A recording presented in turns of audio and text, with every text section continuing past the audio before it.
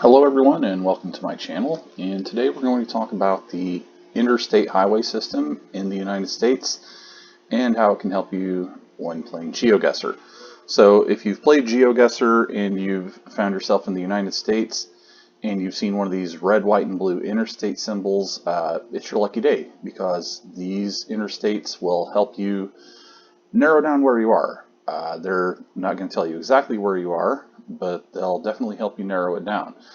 And another feature of these interstates is that they're featured prominently on the maps. Here in the Los Angeles area, you can see a bunch of different interstates.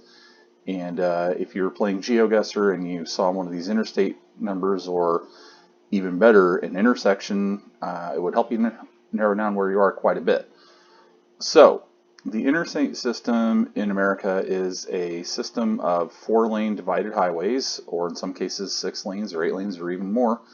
Roughly equivalent, I'd say, to like in Europe, like a dual carriageway or dual motorway or whatever you'd call it. And they run between the states. Go figure, interstate. The even numbered interstates run east to west. So like here we see Interstate 10 running east and west through Tucson, and then across the border into, I think that's California, New Mexico. Into New Mexico, and then it runs down towards El Paso, and then to points further east. And then the odd-numbered interstates generally run north to south. So here we see Interstate 25, right here, running, north and south out of South Texas and into Albuquerque, New Mexico, and then Santa Fe and points north. Along with that, as far as east-west interstates go, the lower the number it is, the further south it is. So like here down at the very southern end of Texas, just north of the Mexico border, we see Interstate 2 running east and west. And then we get up further north and the interstate numbers get higher. Here's Interstate 20 through Abilene and Dallas-Fort Worth area. And then there's Interstate 30. And then we got Interstate 44 here between Oklahoma City and Tulsa and on to St. Louis and so on and so forth. And then as far as north-south interstates, the lower numbers are generally further west. Here we have Interstate 5 through California, running through Sacramento there.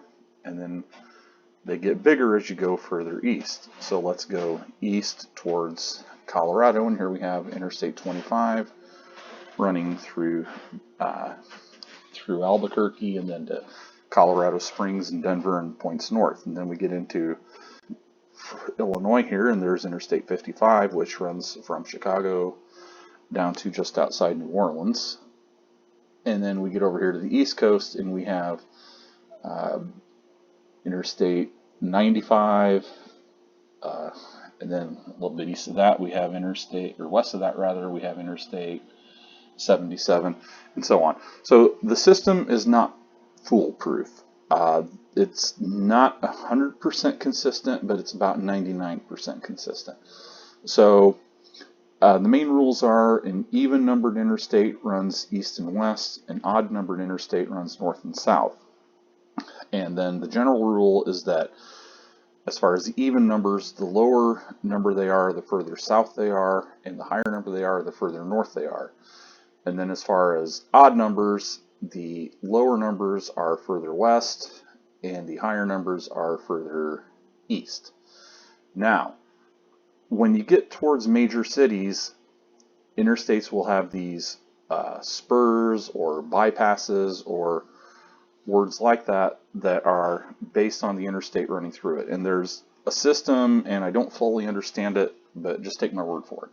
So like here we are in St. Louis, Missouri, and here comes Interstate 70 in from the east. And when you start getting into the St. Louis suburbs, you get Interstate 270 here.